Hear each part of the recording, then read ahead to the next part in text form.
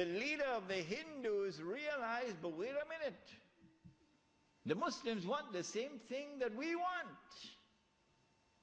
We also want, the Hindus, we want to get rid of the British, and we want to restore Hindu rule over the Hindus. So there's a conversion of interest here.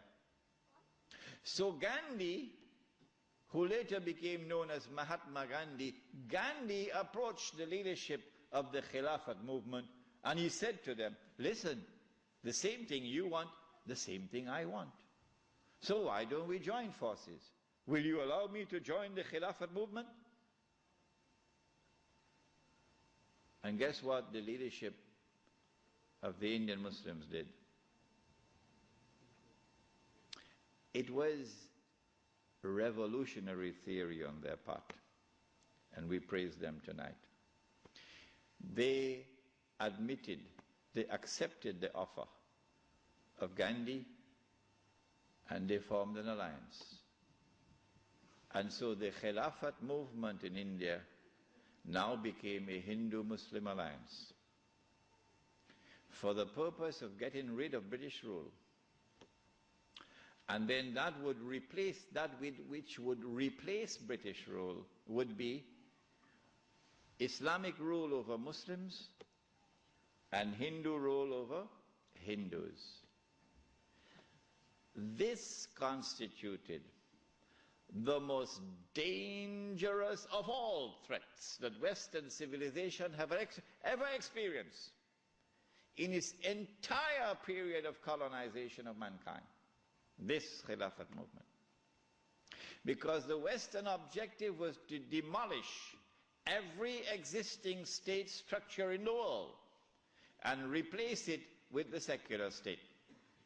So that eventually the secular state could be brought under the umbrella of a League of Nations and eventually a United Nations, and this would be political globalization at work. If the Khilafat movement were to succeed, then one of the most important communities in the world, the Indian Muslims, will escape. Because when the British withdrew, Muslims will be ruled by Islam and Hindus will be ruled by Hinduism. Between 1920 and 1924, the Khilafat movement was building up steam at an alarming rate. And by 1924, the British had calculated, we have to get rid of this Khilafat movement. And the only way we can think of now is to abolish the Khilafat. And so they put the pressure on Mustafa Kemal. As soon as the Khilafat was abolished, the Khilafat movement in India began to lose steam. In the same year that it was abolished in 1924, in that same year, the secularly minded British, in Indian language they call it chamcha, the stooges of the British in India, the brown-skinned Englishmen parading as Muslims, of whom the prince of them all was the grandfather of the present Aga Khan, Karim Aga Khan's grandfather. They now restore an organization called the All India Muslim League. The All India Muslim League is led by men who don't know Islam and don't live Islam. And these are the people who now wage a struggle for the liberation of the Muslims from British rule to be replaced, not with rule of Islam, oh no, but rather by the rule of the secular Republic of Pakistan and the secular Republic of India.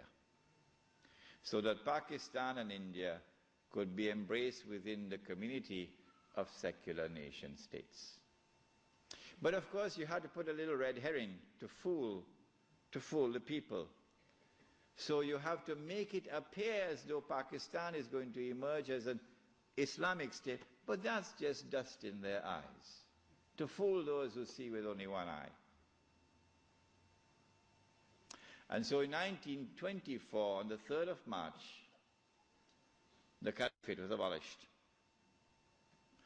When the caliphate was abolished, Sharif al-Hussein realized that he was in grave danger now. So long as there was a Khalifa in Istanbul, the British needed him. But now that the Caliphate was destroyed, abolished, Sharif al-Hussein now realizes the plan.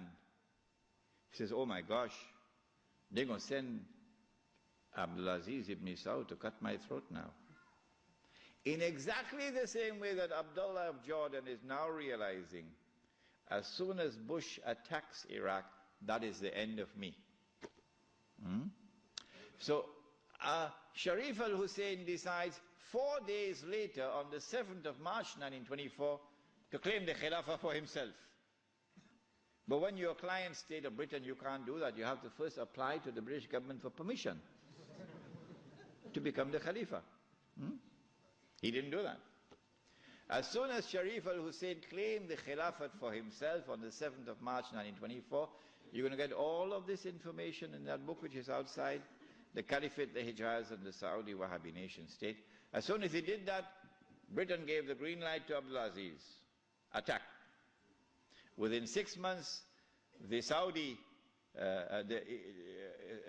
army of Abdulaziz ibn Saud conquered Mecca.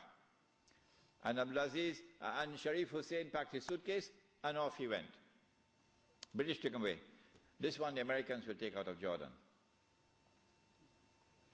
And so Abdulaziz ibn Saud is now in control of Mecca and eventually Medina. It's a Saudi Wahhabi alliance. Does he claim the Khilafah for himself now? No. What he does is, as soon as he enters Mecca in 1924, October, Abdulaziz ibn Saud makes a proclamation, and they're going to hate me for revealing this to you, because nobody remembers it now. The proclamation which he makes is that this land belongs to the entire Ummah. This land belongs to the entire Ummah. I wonder how a Pakistani or a Bengali Muslim will feel when he hears that, and he's been rounded up like dogs, stray dogs, and put on trucks because he's overstayed his visa, while white-skinned Americans and British are treated like princes in the Holy Land. How will a Pakistani or Indian or Bangladeshi feel? This land belongs to the entire Ummah. And it is for the Ummah, not for Abdulaziz ibn Saud, for the Ummah to establish the government which will rule over this land. That is his proclamation in 1924. But in cricket it's called playing for time. He did this because in April of 1924, Al-Azhar University had responded to the Turkish abolition of the Khilafah. What did they do? Al-Azhar University declared that this was bid'ah and haram to abolish the Khilafah. And therefore we must respond to it. And the response of Al-Azhar is that we must have a mu'tamar, a conference, which would meet and which would appoint a new Khalifa. As soon as Al-Azhar issued this proclamation, you could see how Britain was trembling. The British government can't digest their food now. They've got to plan some counter strategy to the initiative of Al-Azhar University. The counter strategy is that Egypt is itself not a free country. It may appear free, but Britain really has control over Egypt. So Britain puts pressure on King Fuad, the father of King Farouk. You're too old to hear about, you're too young to know about this. And King Fuad is now putting pressure on Al-Azhar to hold back on this conference. So for 2 years the conference can't take place. 2 years because of British pressure. The conference finally takes place in June, July of 1926. But Britain uses another counter strategy. She gets Abdulaziz ibn Saud in Mecca to also convene a conference of the world of Islam in Mecca at the time of the Hajj, which is May of 1926. And then Britain and Russia and France and China and all the major powers in Europe all get to work. Massive intervention in the affairs of the world of Islam to ensure that the Cairo conference does not succeed in winning a representative gathering, and that the Mecca conference gets all the Muslims attending it. And they succeeded. The Cairo conference, organized by Al-Azhar University, becomes an essentially Arab conference, because non-Arabs are hardly